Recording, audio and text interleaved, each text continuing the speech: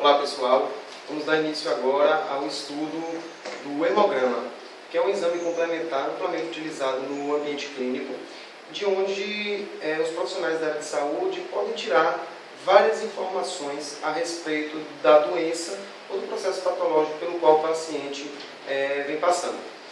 Mas para que a gente compreenda a análise e a interpretação desse exame, é necessário primeiramente que a gente compreenda a hematologia, que é o estudo do sangue, né? E o sangue, por definição, ele é um tecido fluido, composto por uma massa heterogênea de células diferenciadas, além de outros solutos suspensos em fase líquida. Esses outros solutos, misturados com a água, a gente conhece como plasma, tá?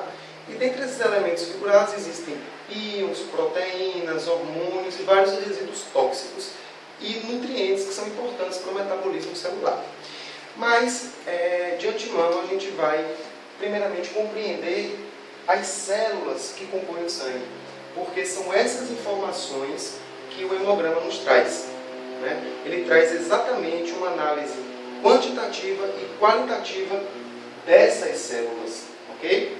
Então, antes da gente falar de cada célula, é interessante que a gente saiba quais são as funções do sangue, né? Existem inúmeras funções dele, mas 3 funções são extremamente importantes, como o transporte de gases, a defesa do organismo e o processo de coagulação. E cada uma dessas 3 funções é mediada por células específicas. Aqui a gente pode observar que os eritrócitos, também conhecidos como hemácias, eles são responsáveis pelo transporte de gases, oxigênio e gás carbônico. Já os leucócitos, que faz parte da série branca do sangue, é responsável pela defesa do organismo. E as plaquetas faz parte do sistema hemostático que nos confere o processo de coagulação, ok? Inicialmente, então, vamos trabalhar informações a respeito dos eritrócitos. Eu vou dar uma apagada aqui no quadro e a partir daí a gente vai entender como é que essas células se comportam no sangue. Primeiramente, nós devemos entender que os eritrócitos são as células mais predominantes do sangue. E o percentual de composição de eritrócitos no sangue tem um nome de hematócrito. Para a gente compreender isso, vou desenhar aqui um tubo de ensaio, que normalmente é onde o sangue é coletado. Esse sangue é colocado então dentro desse tubo e colocado numa máquina onde vai passar por um processo de centrifugação. Esse processo vai fazer a separação dos elementos líquidos dos elementos sólidos. E aí nós vamos ter a seguinte situação. Praticamente a metade da composição sanguínea, cerca de 45% a 50%, é de eritrócitos ou hemácias, ok? Menos de 1%, essa parte azul que eu estou colocando aqui, representa os leucócitos. E o restante, mais ou menos 50%, essa parte preta, representa o plasma, cerca de 50% o plasma, ok? Bem, essa parte aqui, que representa a quantidade de células vermelhas, é denominado hematócrito. Lá na frente, vocês vão ver que isso aqui é um item a ser analisado lá no hemograma. E os pacientes podem ter um hematócrito normal acima ou abaixo desse percentual. Acima ou abaixo nos confere situações patológicas, ok? Bem, os eritrócitos também, eles são conhecidos como hemácias e faz parte de um grupo de células chamada série vermelha, ok? Que confere a cor vermelha ao sangue. E essas células, como eu falei anteriormente, têm a função de transportar oxigênio e gás carbônico. Mas não é exatamente os eritrócitos que transportam esses gases. Esses gases, eles vêm ligados a uma proteína chamada hemoglobina. E cada molécula de hemoglobina transporta ou 4 moléculas de oxigênio ou 4 moléculas de gás carbônico, ok? Então, dentro dos eritrócitos, existe uma quantidade grande de uma proteína chamada hemoglobina. Para que o eritrócito possa conter o máximo de hemoglobinas possíveis, ele tem uma característica: ele não tem núcleo. Ou seja, as hemácias são células anucleadas, não possuem núcleo, exatamente para que seu citoplasma contenha o máximo de transportadores de oxigênio e gás carbônico. Essa célula também tem uma característica: ela é responsável pelo controle do pH. Isso nós vamos ver mais adiante no curso de gasometria arterial. Bem, além dos eritrócitos, nós temos outras células que faz parte da composição do sangue e conferem as funções. Essas células, que eu vou colocar aqui agora, são os leucócitos. E os leucócitos, como nós falamos anteriormente, eles são responsáveis pela defesa do organismo, ok? Leucócitos.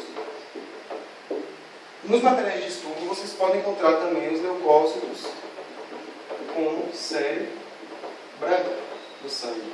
E como eu mostrei aqui, representa somente essa parte azul, menos de 1% da composição.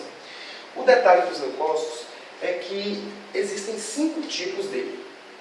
E são divididos em 2 classes distintas. Existe a classe dos leucócitos, conhecidos como granulócitos, polimorfonucleares.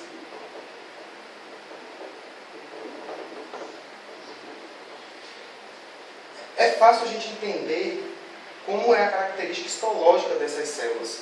Veja o nome, granulócito, significa que são células que possuem grânulos no seu citoplasma. E possuem um núcleo de várias formas. Poli, vários, morfo, forma, e nucleares, núcleo. Várias formas de núcleo. Então, é uma célula que possui um núcleo com várias formas distintas, ok? Existe também outra classe de leucócitos, que são chamados de células do sistema mononuclear.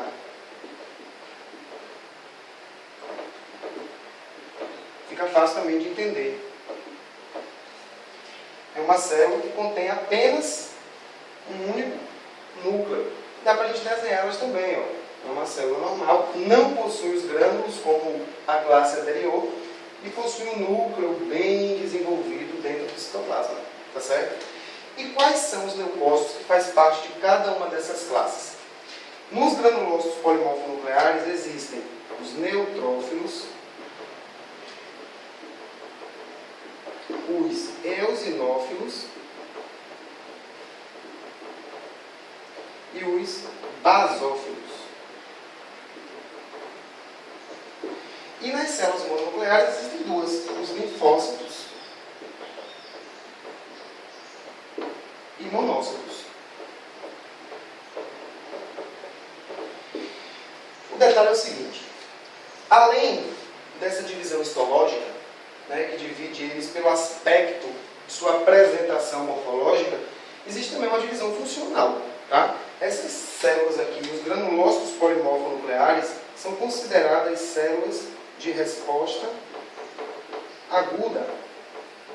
Significa o quê? Que assim que o indivíduo passa por um processo patológico, imediatamente são essas células que vão ser acionadas para tentar combater o agente agressor, certo? Agora, se essas células não conseguirem resolver o problema, as células mais específicas e mais potentes são acionadas na tentativa de conter o processo patológico. Então, as células do sistema mononuclear são consideradas células de resposta crônica. Ok? Mas, além de ter essa diferenciação funcional entre a forma de responder a um processo de lesão, um processo patológico, cada uma dessas células elas respondem a estímulos diferentes. Por exemplo, o eosinófilo é a célula que é acionada toda vez que o indivíduo tem uma reação de hipersensibilidade ou um processo parasitário. Tá? Então, toda vez que o indivíduo tiver uma alergia ou tiver com verminose, o eosinófilo vai ser a célula predominante. Já em situações traumáticas, como uma queda, onde a gente tem uma escoriação, um corte com arma branca, né? Esse processo traumático é mediado através de neutrófilo. Além disso, os neutrófilos também respondem às infecções bacterianas e fúngicas. Ou seja, assim que o nosso corpo é invadido por uma bactéria, o primeiro leucócito a chegar para combater é o neutrófilo. Ok? Já os basófilos são as células menos predominantes no sangue, tá? E raramente se alteram, exceto em situações em que ocorrem alterações ou na função das células, ou na estrutura das células, ou em ambas as situações, na função e na estrutura. Ou seja, os basófilos, eles atuam em situações de displasia, metaplasia e neoplasia. Agora veja, não é uma questão de somente o neutrófilo vai atuar em infecção bacteriana, somente o eosinófilo vai atuar na alergia, ou somente o basófilo vai atuar na neoplasia. Não é bem assim. É questão de predominância de células. Quando se tem uma agressão provocada por bactérias, a predominância dos leucócitos vai ser dos neutrófilos. Tá? Isso não quer dizer que não tenha outras células leucocitárias no ambiente patológico. Elas também estarão lá, só que em menores quantidades. Porque a principal célula a tentar atuar nesse momento vai ser o neutrófilo.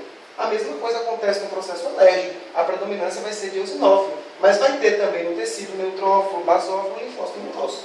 Ok? Agora, se essas três células não resolverem, essas de cá, elas vão ser acionadas na tentativa de combater o agente agressor. Tanto o linfócito como o monócito são células mais específicas e têm um poder de resolução muito maior do que as células de resposta aguda, certo? Existem, na verdade, dois tipos de linfócitos, o linfócito T e o linfócito B. E os linfócitos T se dividem em três: linfócito TCD4, linfócito TCD8 e linfócito TCD12, tá certo? Cada um com uma função específica, que mais na frente, na aula de imunologia, nós iremos detalhar esses achados. Já os monócitos são células inespecíficas e eles têm uma peculiaridade. São células que, ao sair do ambiente sanguíneo e chegando no tecido, têm a capacidade de se diferenciar numa célula potente chamada de macrófago. E o macrófago tem um poder fagocitário muito maior do que os neutrófilos e outras células do sistema imunológico. Então, ele vem realmente para tentar combater a lesão. Ok? E, por fim, nós temos também um outro grupo de células conhecida como plaquetas.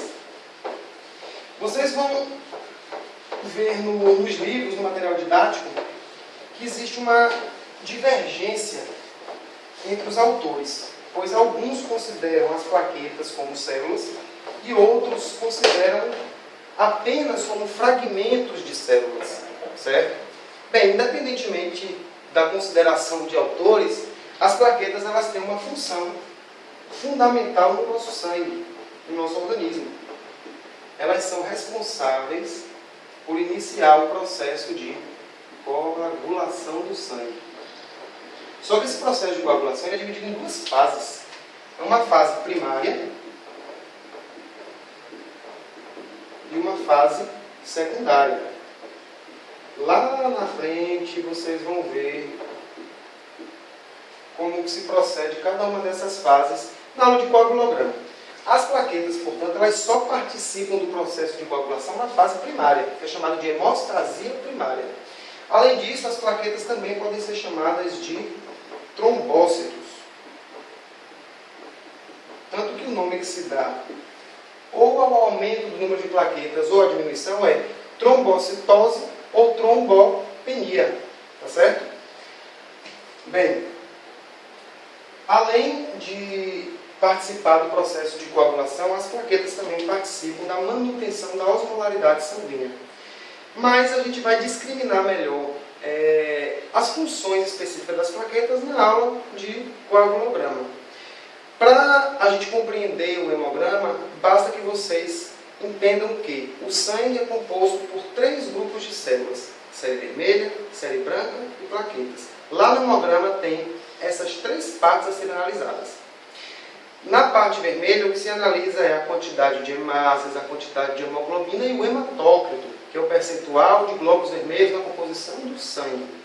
Lá abaixo do eritrograma, que avalia os eritrócitos, nós temos o leucograma, que traz para a gente discriminado todos os 5 leucócitos: neutrófilos, eosinófilo, basófilo, linfócito e monócito.